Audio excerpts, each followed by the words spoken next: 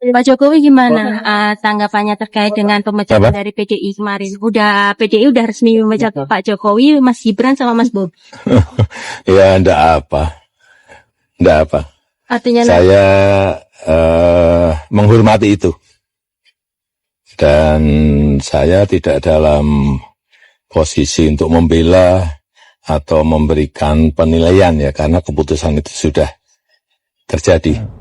Bagaimana menjelaskan orang-orang dari latar belakang aristokrat, latar belakang ningrat, latar belakang kaum pengusaha kaya yang kemudian memilih untuk menjalani penderitaan untuk kemerdekaan yang sambil mereka itu bilang begini, ini kemerdekaan surah Indonesia, bukan untuk anak saya, bukan untuk cucu saya, bukan untuk buyut saya. Lalu mereka tidak minta privilege apa-apa dari negeri ini. Memangnya para anggota BPUPKI itu Pak, the founding fathers, ada catatannya bahwa nanti mereka akan dapat fasilitas untuk keluarganya? Sama sekali tidak. Bung Karno mengatakan di dalam BPUPKI bahwa ini didirikan bukan untuk satu golongan, apalagi satu keluarga. Assalamualaikum warahmatullahi wabarakatuh. Pak Anies Baswedan maupun Pak Jokowi, keduanya tidak menjabat jabatan publik apapun saat ini, dan kita melihat perbedaan yang begitu berbeda dan sangat jauh dari keduanya. Pak Jokowi 3 bulan lebih pasca purna tugas dari Presiden Indonesia, Pak Jokowi justru disibukkan untuk memberikan klarifikasi dari berbagai banyak isu-isu besar yang menghantam dirinya.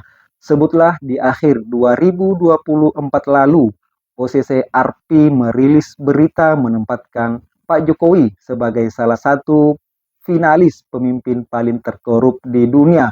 Dan akhir-akhir ini yang lagi hangat adalah terkait pagar bambu memakan lautan, Pantai Indah Kapuk 2 dan juga proyek strategis nasional juga menyeret Pak Jokowi. Belum lagi perseteruannya dengan partai yang mengusungnya, yang membesarkannya, PDIP dan juga Ibu Megawati.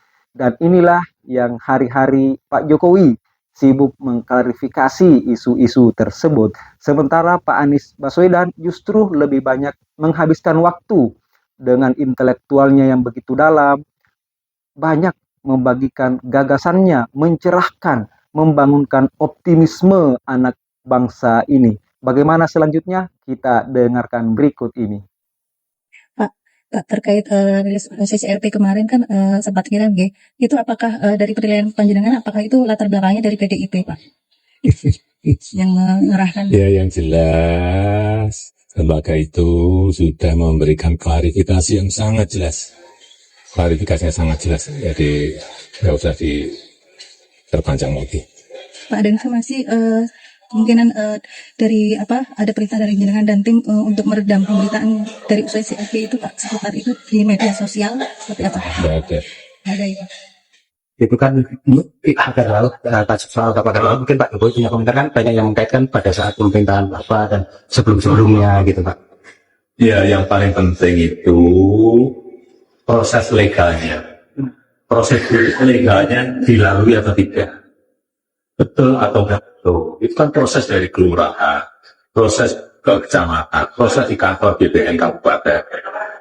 Kalau untuk SAM-nya, kalau untuk SHGB-nya, juga kementerian, dicek aja.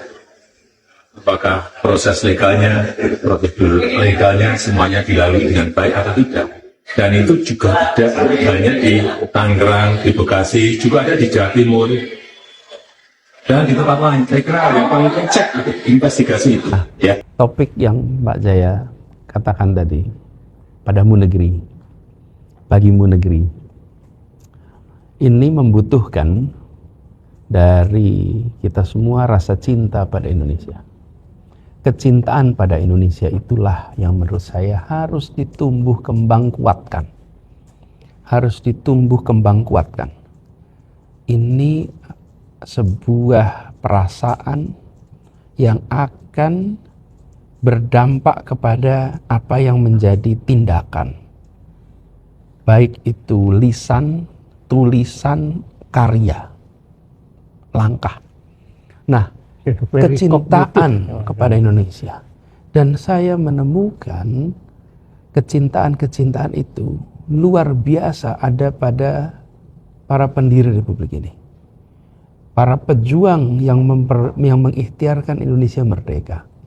Mereka memiliki kecintaan pada Republik ini sangat luar biasa.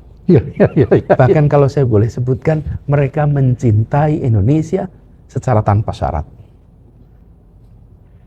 Cinta tanpa Tapi syarat. ini agak nggak enak. Jadi kelihatannya kita ini sekarang cintanya penuh syarat ya. Oke, tapi oke saya ada kepancing juga. Iya. nih. Ya. Jadi, tapi ada benar sekali ya. Kalau dipikir para pendiri ini, mereka sama sekali nggak mikirkan jabatan mereka, nggak mikir uang mereka. Kan ada yang begini, saya cinta Indonesia kalau lapangan pekerjaannya banyak. Saya cinta Indonesia kalau korupsi sudah dihapus. Iya. Saya cinta Indonesia kalau semua urusan mudah. Saya cinta, karena itu belum ada, maka saya tinggalkan Indonesia. Di tempat lain ada, saya tinggalkan Indonesia. Yes. Mereka, coba kayak Bung Hatta, sekolah di Belanda, gimana coba kalau misalnya Bung Hatta itu bilang, oke, saya tak kerja aja untuk perusahaan Belanda. Kurang milioner apa beliau saat itu? Dr. Randus tahun 30-an, Iya, Dr. Randus. 95% penduduk buta huruf. Betul nggak? Dia pulang dengan berkoli-koli buku. Tapi dia milih untuk berjuang bagi kemerdekaan. Kemerdekaan siapa sih? Kemerdekaan untuk rakyat kebanyakan. Karena dia sudah bisa mendapatkan yang kalau material duniawi sudah ada semua. Mau bekerja aja untuk salah satu perusahaan Belanda. Ya, saya akan tanya sesuatu dan Anda tolong jangan sungkan karena ini saya juga tahu ayah Anda atau ayah Anda ya yang pejuang juga. Kakek ya. Nah, ini kan Anda kan selalu nanti wah kalau itu Anda tentu nggak mau ngomong. Tapi kalau Anda sekarang sebagai rakyat Indonesia apa yang Anda belajar apa dari kakek begini, Anda? saya merasa bersyukur sekali Pak Jaya bahwa masa kecil saya di Jogja, di tempat di mana dulu pernah menjadi republik, ibu kota. Lalu di situ berkumpul para pejuang-pejuang kemerdekaan yang sudah pensiun, yang memilih tidak kembali ke Jakarta. Banyak pejuang-pejuang kemerdekaan yang dulu hijrah ke Jogja, lalu kemudian mereka memutuskan tidak kembali lagi ke Jakarta. Salah satunya kakek saya. Mereka tetap aktif di Jakarta, tapi keluarganya tidak dipindah. Jadi kakek kami itu salah satu saja, banyak yang lain.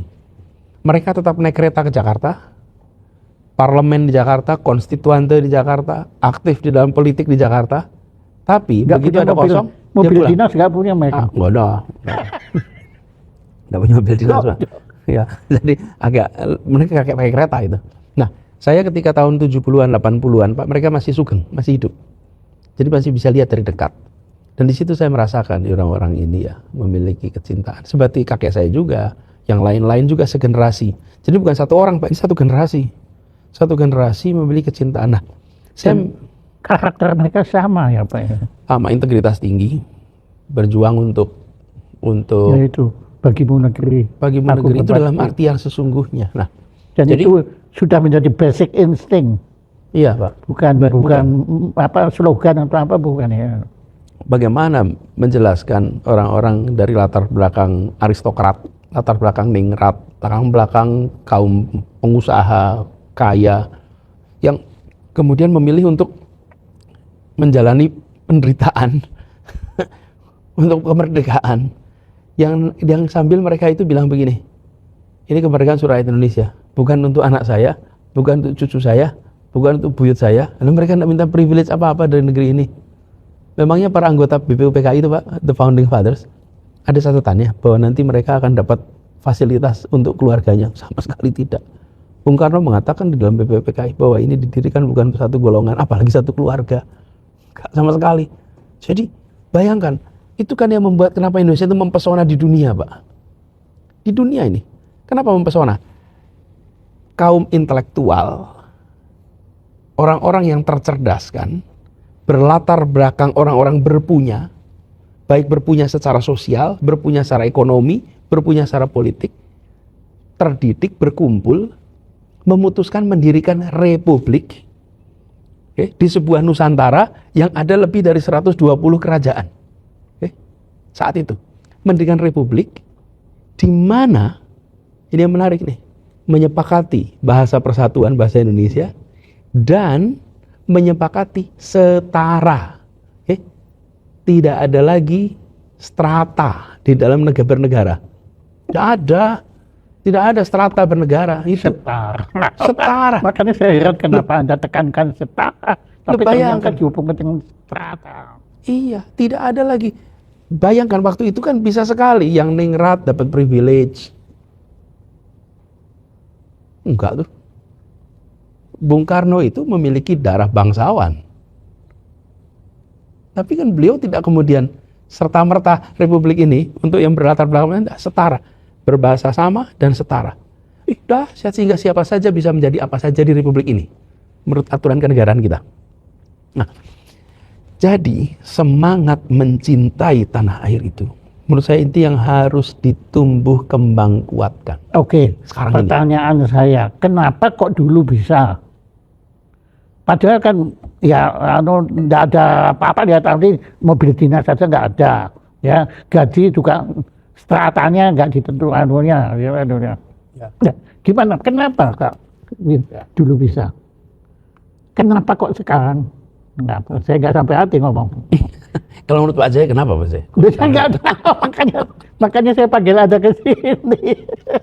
Ya, karena Anda kan lebih dekat, kakek Anda kan tempat Anda melihat sendiri. Kalau saya kan enggak tahu, Pak. Ya, menurut saya gini, tentu ada banyak faktor ya Pak Jaya. Tapi kami melihat perlu ada penjaga dalam kehidupan bernegara, yang penjaga ini menjunjung etik, menjunjung nilai-nilai moral di tingkat kepemimpinan nasional. Karena itu akan berdampak tular yang luar biasa. Bila yang paling atas mentoleransi praktek-praktek penyimpangan, maka yang di bawah akan menyimpang secara lebih masif, lebih jauh. Bila yang paling atas menomorduakan kecintaan pada Indonesia, tapi malah menomor utamakan kecintaan pada kelompoknya, pada keluarganya, kepada lingkungan partainya, atau lingkungan perkoncoannya, maka efek lebih banyak. Ya, kita sudah mendengarkan bagaimana kedua sosok pernah menjadi pemimpin di negeri ini, meskipun Pak Anies Baswedan hanya sebagai gubernur Jakarta satu periode, sementara Pak Jokowi pernah jadi wali kota Solo, gubernur Jakarta, dan juga yang paling mentereng adalah sebagai presiden Indonesia 2 periode. Namun setelah keduanya purna tugas dan tidak lagi menjabat jabatan publik apapun dan dimanapun, keduanya justru dihadapkan sebuah realita yang sangat berbanding lurus. Bagaimana kita sudah menyaksikan Pak Anies justru lebih punya waktu untuk membagikan gagasan-gagasan beliau, narasi-narasi beliau, ide-ide beliau tentang Indonesia kini dan juga masa depan. Sementara Pak Jokowi, seperti yang sudah saya jelaskan, sampaikan di awal video ini, 3 bulan lebih setelah purna tugas dari Presiden Indonesia, Pak Jokowi bukannya mengikuti mantan Presiden Indonesia sebelumnya yang menenangkan dari hiruk pikuk rakyat Indonesia. Justru Pak Jokowi lebih banyak sibuk dihantam dengan berbagai isu-isu yang bukan isu-isu receh, tapi juga isu-isu yang memang sangat besar, bahkan berskala internasional. Sebutlah kemarin di akhir tahun 2024, OCCRP secara mengejutkan, dan ini juga membuat kolam ternak Mulyono bergolak karena Pak Jokowi oleh OCCRP dimasukkan sebagai nominasi finalis salah satu tokoh atau pemimpin paling terkorup di dunia. Sangat mengejutkan tentu, tapi tidak lepas dari situ.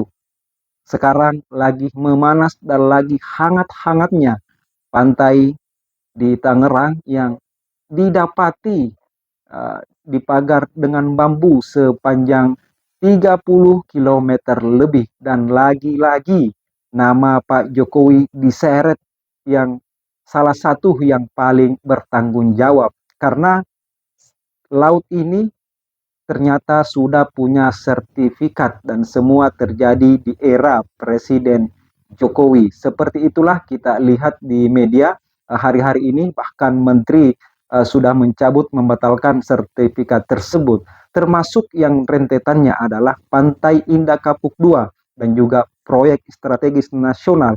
Jokowi diduga terindikasi hanya menguntungkan para oligarki, para cukong raksasa yang memang selama ini hanya mencari keuntungan besar, tapi tidak memikirkan bagaimana kesejahteraan rakyat Indonesia, khususnya lahan-lahan yang mereka beli tersebut. Dan belum lagi Pak Jokowi disibukkan dengan perseteruannya dengan partai pengusungnya dulu, PDIP dan juga Ibu Megawati. Itulah perbedaan yang sangat mencolok antara Pak Jokowi dan juga Pak Anies Baswedan setelah tidak menjabat jabatan publik apapun saat ini. Dan di sini sahabat Pena Ufuk, saya perlu menegaskan tidak menyerang secara pribadi Pak Jokowi dan tidak memuja berlebihan secara kepada Pak Anies Baswedan. Saya hanya menyampaikan sebuah realita akhir-akhir ini, dan pada intinya yang pro Pak Jokowi atau yang kontra Pak Anies maupun yang berlawanan gagasan dengan Pak Jokowi dan menyebarluaskan ide dan gagasan rekam jejak Pak Anies Baswedan yang positif, pada akhirnya kita semua punya tujuan yang sama, ingin Indonesia damai, sejahtera, maju, dan tentu berdaulat di dunia internasional. Sekian, terima kasih.